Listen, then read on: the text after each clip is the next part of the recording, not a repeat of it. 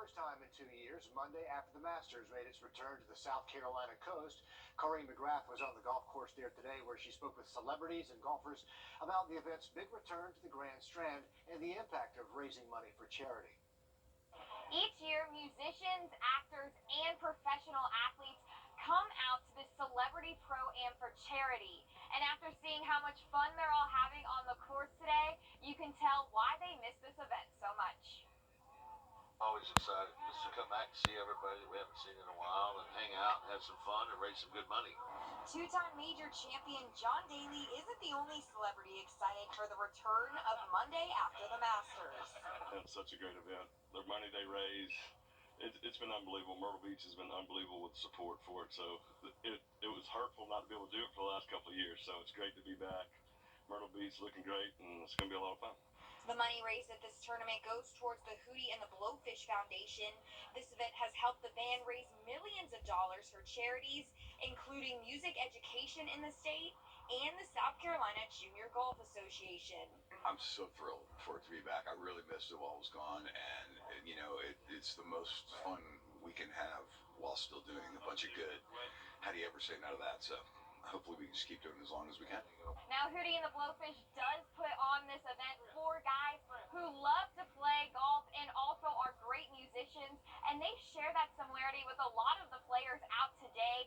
Colt Ford played golf at the University of Georgia. Now he is an incredible country musician, and two-time major winner John Daly also just released an album with Willie Nelson on a track, so you know they're going to have a blast at their concert tonight at the House of Blues. Always a big time there on the Grand Strand. Great to have that event back as they raise local money for charity. Let's check in now with First Alert meteorologist Anthony Carpino. Nice day on the coast there on the Grand Strand. A beautiful day. Warming up to the upper 70s and low 80s into the evening. Yes, Anthony, thanks. Using Amazon is a daily part of life for so many of us. That's why scammers are taking advantage. Well, you need to know ahead. First at 5. The limelight. Ramjack, the foundation repair experts. Scammers posing as Amazon representatives to try to separate you from your money. The Federal Trade Commission tells our national investigative team since July of 2020, about 1 in 3 people who reported a business impersonator scam say the person pretended to be from Amazon. Investigate TV's Sandra Jones is here with a warning. The Federal Trade Commission says these scams come across in a few different ways, like through your cell phone, offering you a refund, or telling you that hackers have gotten access to your account. It's all in an effort to steal your money and rob your peace of mind. Scammers can pretend to be from any company, but the FTC points out that Amazon tops the list of businesses con artists like to use. From July of 2020 to June of 2021, nearly 96,000 people reported being targeted, and nearly 6,000 said they lost money totaling more than $27 million. There are lots of bad people out there trying to separate you from your money. These Amazon impersonators will get your attention by leaving messages to call about suspicious activity or unauthorized purchases on your account. When you call the number, a phony Amazon rep tricks you into giving them remote access to your computer or phone to supposedly fix the problem and give you a refund. Instead, the rep provides you with an overpayment and tells you to return the difference to them. If not, they say something like, this mistake could cost them their job. The more people they reach, even if it's only 0.1% of people respond to the scam, that's still plenty of money that they will make. Amazon impersonators are good, so pay attention. Never call back an unknown number. Use the information on Amazon's website and not a number listed in an unexpected email or text. Don't give remote access to someone who contacts you unexpectedly. This gives scammers easy access to your personal and financial information. And never pay anything with a gift card. If anyone asks you to pay with a gift card or buy gift cards for anything other than a gift, don't do it. If someone reaches you by cell phone and you think that person has access to your accounts or personal information, visit identitytheft.gov. There you'll find steps to see if your identity has been misused and how to report and recover from it. And always, report the scam to reportfraud.ftc.gov. With this consumer crackdown, I'm Sandra Jones. You cannot be too careful. An Amazon spokesperson says the company is dedicating resources and developing technology to try to combat this problem. In a statement, they say any customer who gets a suspicious communication from someone unexpected about their Amazon account, they should refrain from sharing personal information and report that to the Amazon customer service. A message from the Georgia Department of Transportation: everyone deserves to return home safely to their loved ones. They say work zones are assigned to slow down this week. GDOT is observing National Work Zone Awareness Week. The goal is to get you to slow down, minimize your distractions while you're driving through those work zones. Just last year, there were more than 12,000 work zone related crashes, so be aware and go slow. One of the key markers of school accountability in a couple of years. Plus, some first-time patrons buy a brand new truck on their way to Augusta, but things don't go according to plan when it's stolen. But first, the Homelessness Task Force Master. Well, that first trip to the Masters is something you never forget, and for one father and son, that is certainly the case. Dean Parker and his son are from Mobile, Alabama, coming to Augusta for the tournament. On their way, they stopped to buy a new truck. That was in Atlanta. They got a hotel room at the Days Inn on Wheeler Road, and when they woke up the next morning, that brand new truck was gone. After a Facebook post and help from the dealership, they found it unharmed at a BP gas station on Gordon Highway. But his post had more than 2,000 shares, and he says he really appreciates this community's help. It means that people love their town. They're proud of their town. Not many small towns in America get an international event like Augusta National hosts with the Masters, and they want to see their town be better, not worse. Definitely made for a funny story this day and age, but it wasn't so funny at 6:30 in the morning when you walk out and see the truck out there. Ooh, I bet that was a bad feeling. Coming up here on News 12 at 6 o'clock, Will Rio is checking with law enforcement to see if the suspect has been apprehended. Well, check it out. The Augusta Airport, the busiest place in town. These are shots from early this morning. A lot of tournament patrons heading out of town, with the locals returning from spring break trips. Will Volk was there, and he shows us why the unusually large crowds are actually a sign the airport is getting back to normal. Back to normal. I've never seen this airport ever this busy. It's been a while since Augusta Regional Airport last saw a day like this. After the first full capacity tournament in 3 years, thousands of visitors are heading back, and people who left town are coming back. Atta girl. We had our house rented out for Masters, and so we thought we would get out of town and go on vacation. Olivia McCurley is back from a spring break trip with her family. They went to Orlando while visitors rented their house. Thank you, ma'am. We hadn't done it in a few years. It was nice to get back to the hustle and bustle of, having to clean everything and having to get it ready. It was a good feeling to have it done and then to get on a plane and get out of town.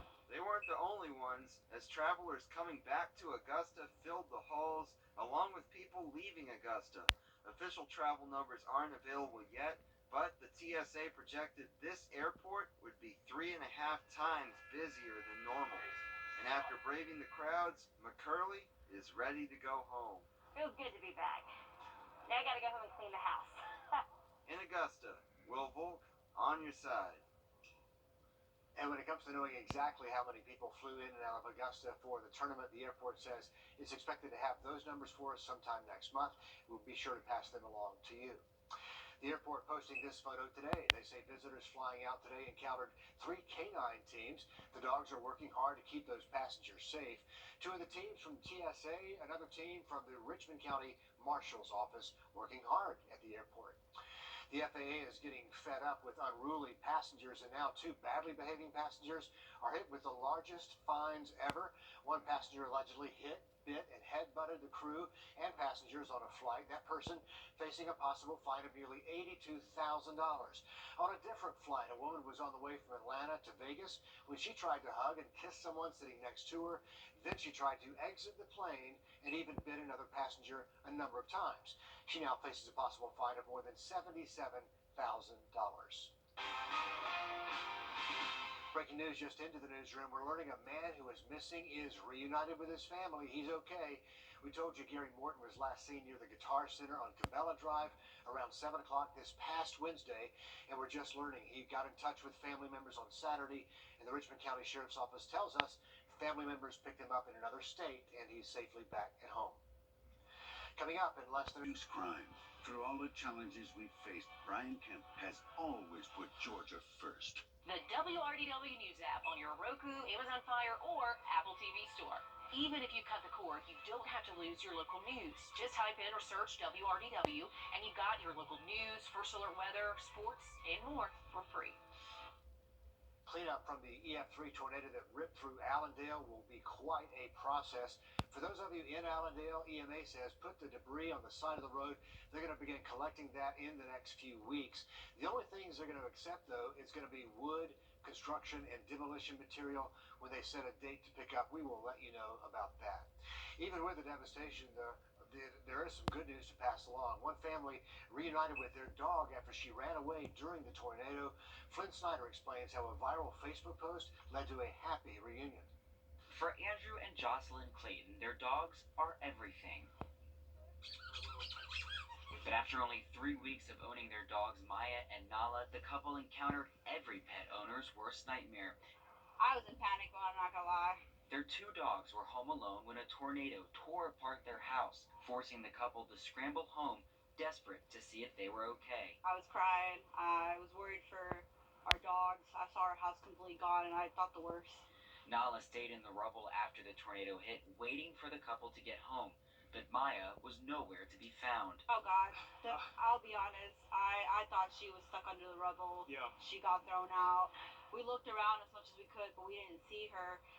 But when a second line of storms approached, the couple was forced to leave their home without knowing if Maya was alive. Just the fact that we had to leave the first moment of and just kind of hope that she was okay, that was a really heartbreaking moment. Yeah. Jocelyn then turned to Facebook, pleading with the community to help find Maya. But in the back of my mind, I was thinking, maybe we didn't look enough in the rubble. Maybe she's crushed now. We didn't see her. The post went viral, shared more than 15,000 times. I'm very thankful. I'm very thankful for everyone that shared, that liked, that reached out. People from like Tennessee, Ohio, Oklahoma, California was reaching out.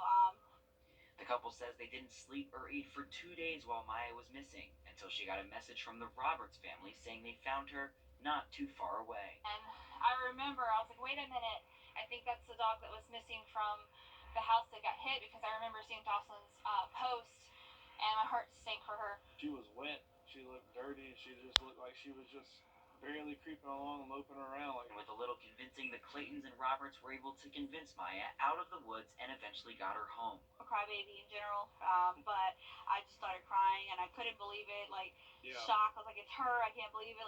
And just to be able to give them, that piece of happiness after everything they've gone through was just so humbling. The family's house may be gone, but they say they are happy to be reunited with their fur babies.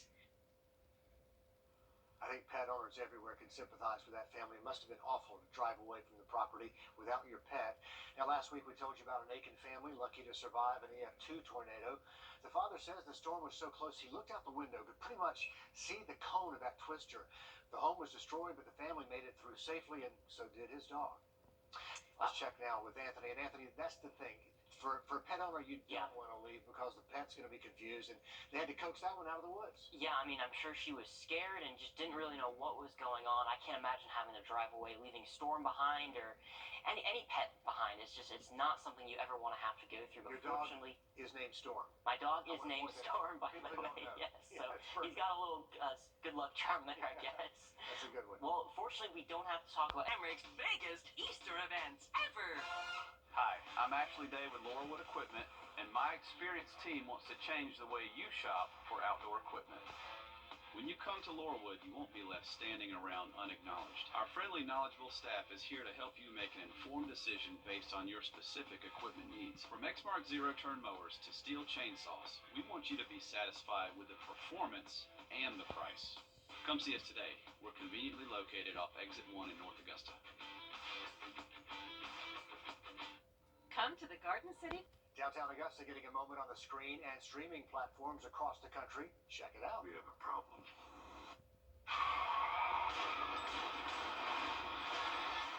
Agent Game with Mel Gibson now available for you to watch. It's not in any local theaters, but you can stream it.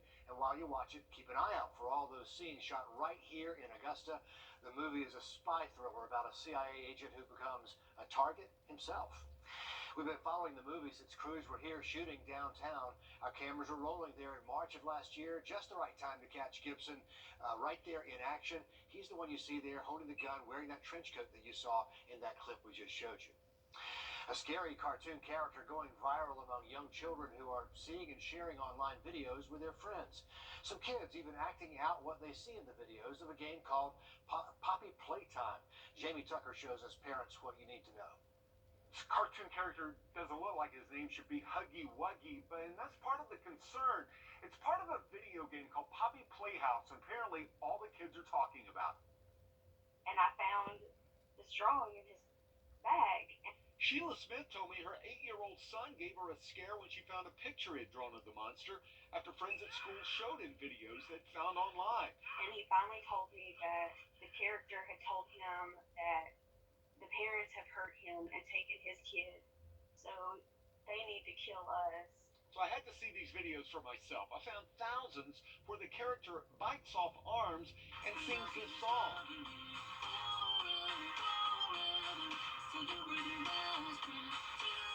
That's what the character told him, was that he was coming for him, if he told me. Some videos are from the game, but some, likely the ones her son watched, were created by others, showing an even darker side to Huggy Wuggy.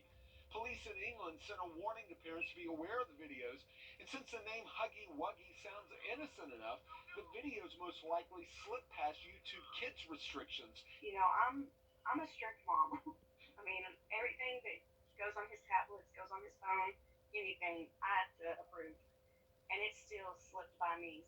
After the police warning, Huggy Wuggy and Poppy Playtime videos are no longer available on YouTube Kids, but thousands still exist on regular YouTube and, of course, TikTok. And Smith has warned parents of her experience by posting this on Facebook. They've heard about it, but they haven't had the interaction like my son had. I'm like, well, I mean, that's good, but keep your eyes open. And a reminder to parents, it's good to check things out ahead of time, even if the game or video has a playful name. That's What the Tech. I'm Jamie Tucker. Yeah, don't let the innocent name fool you in this case. Police say children are emulating the character on the school playgrounds, and Poppy Playtime is currently the second most downloaded puzzle game in the Apple App Store. Well, the 2021 World Series trophy makes an appearance in Evanstown Center Park. It's happening right now.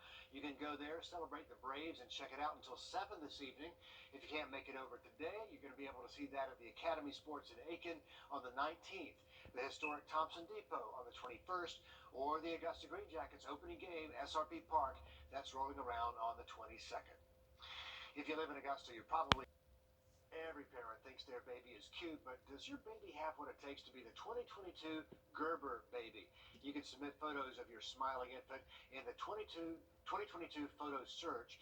The winner will be earning the title of Spokesbaby and Chief Growing Officer. They're going to be featured on the baby food company's social media channels and its campaigns throughout the year for ads. And let's mention this, there's a $25,000 prize, so you can head over there to their website and figure out a way to submit a picture of your cuter than ever Gerber baby. Anthony? All right, make sure to go submit your child for that. Pretty cool stuff there. Well, as we continue on through the rest of this. Closed captioning for News 12 is brought to you by Kenneth Nugent. From the station that's on your side, this is News 12 at 6 o'clock. More than 70,000 views, 1,000 plus comments. Why this video meant to shine a light on Columbia County is going viral for different reasons. But first, after a crazy weather week last week, let's have a live look outside. That's the Calhoun in the full forecast. Anthony, thanks. We're sitting down with the Richmond County Sheriff's Office after 2 shootings Sunday in Augusta. One of them caught on camera right there near Augusta National during the final hours of the tournament. Here's the video.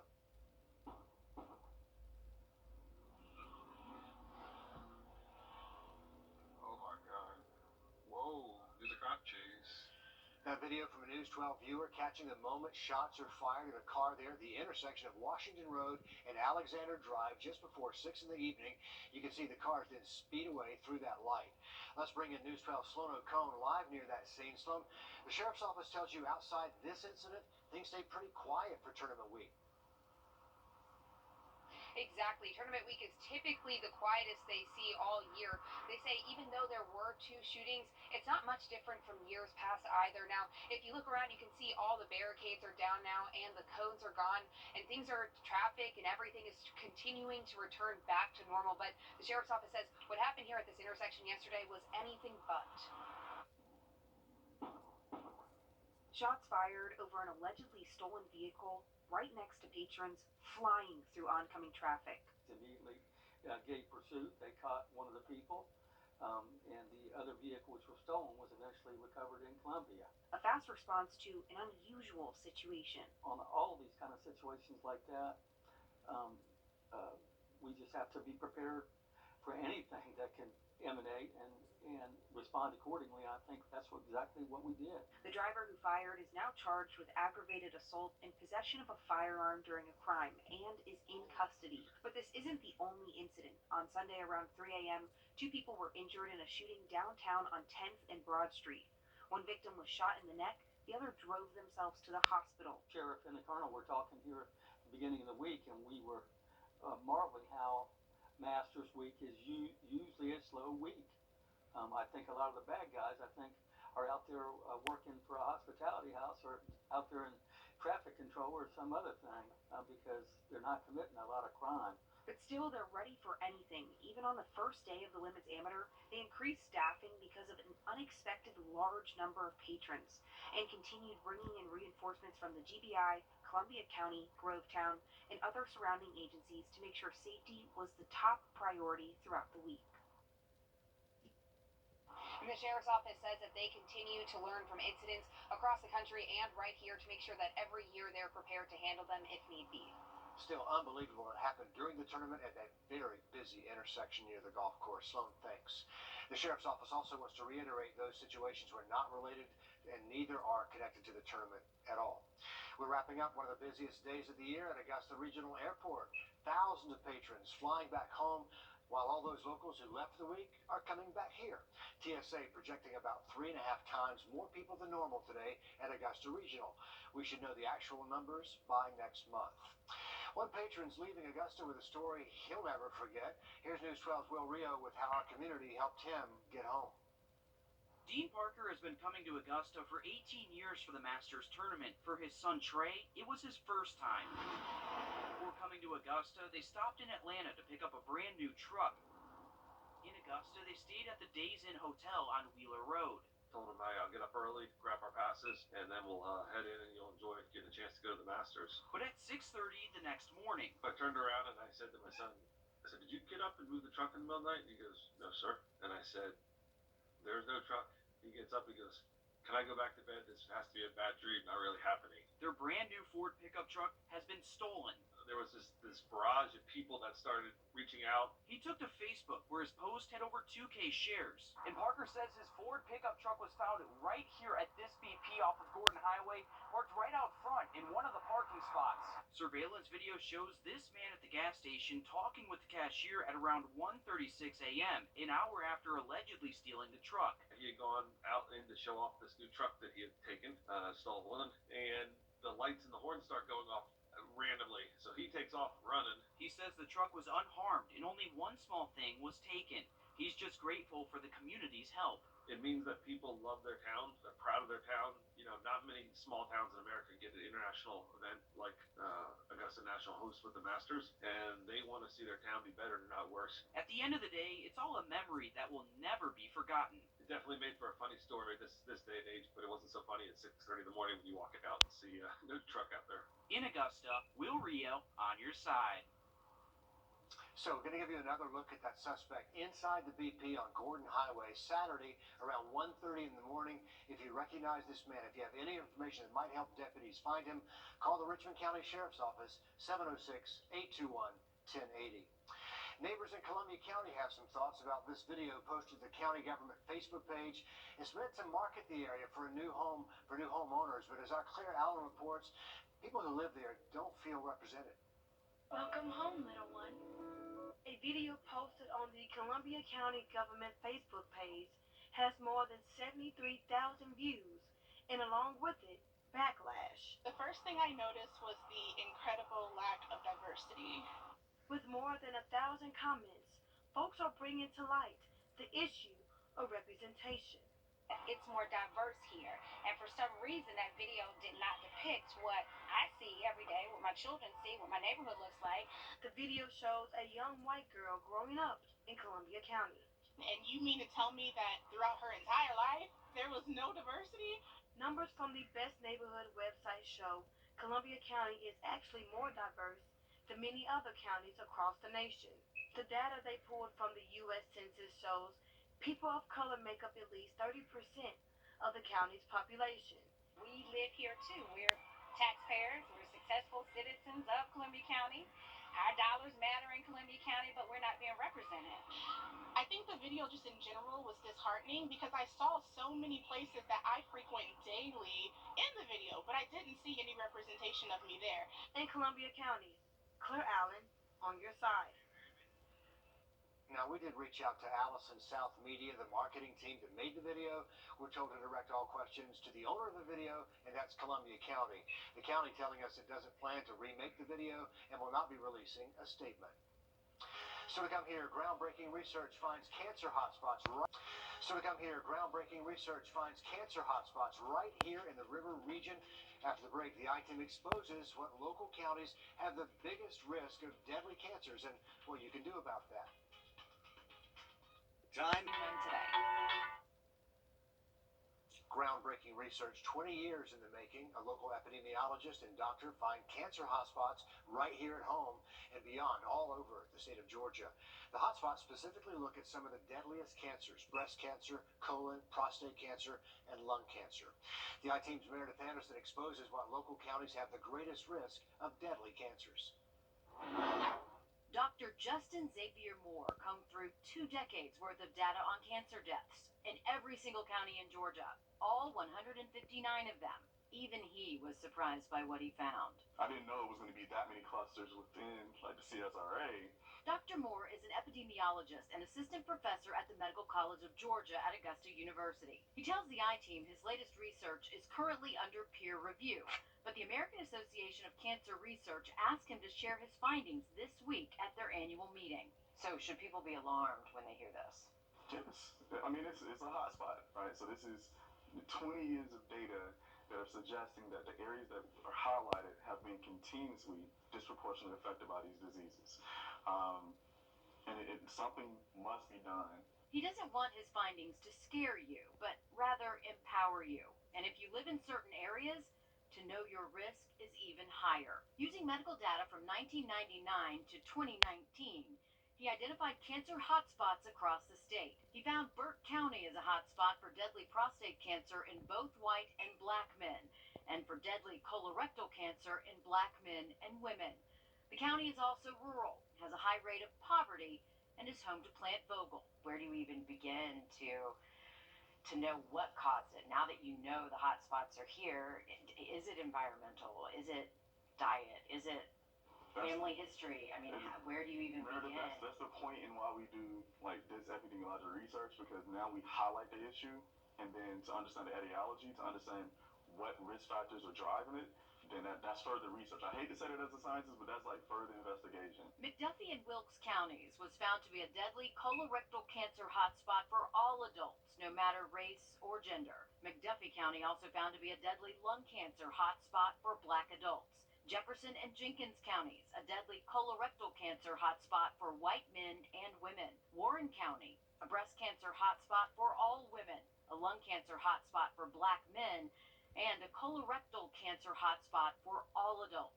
Glasscock County, a hotspot for prostate cancer in black men, colorectal cancer in black adults, and lung cancer in adults, both black and white. But it wasn't just our rural communities that were problematic. Dr. Moore uncovered Richmond County was found to be a prostate cancer death hotspot in white men. So even though we have the Georgia Cancer Center here in Richmond County, you have individuals that are living in these communities that may not have a relationship with health providers in this area.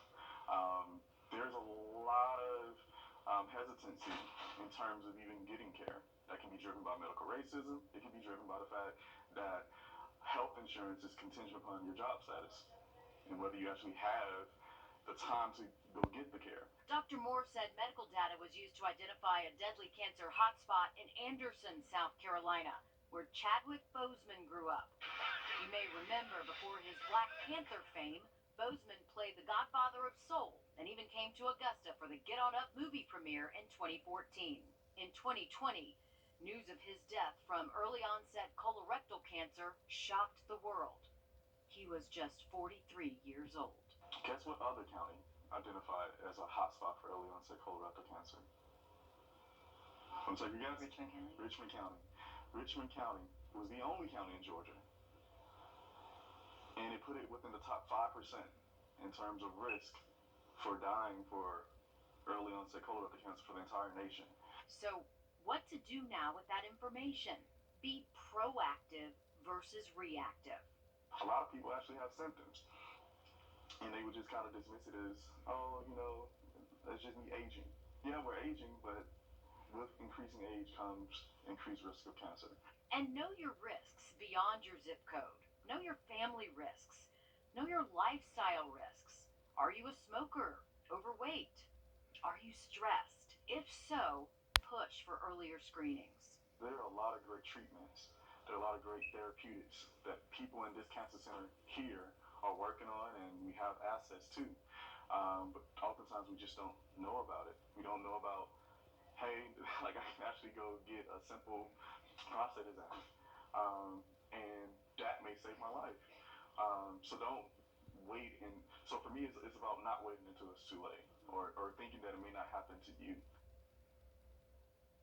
Now, overall, the study found Georgia counties with the deadliest cancer outcomes tend to be more rural, have higher poverty rates, a higher percentage of black residents, and an overall older population. Dr. Moore says to make daily changes to reduce your risk, 30 minutes of exercise, reducing your stress, and eating more vegetables. Each lifestyle change you make can add up when it comes to your health and your life. Let's have a live look outside as we shift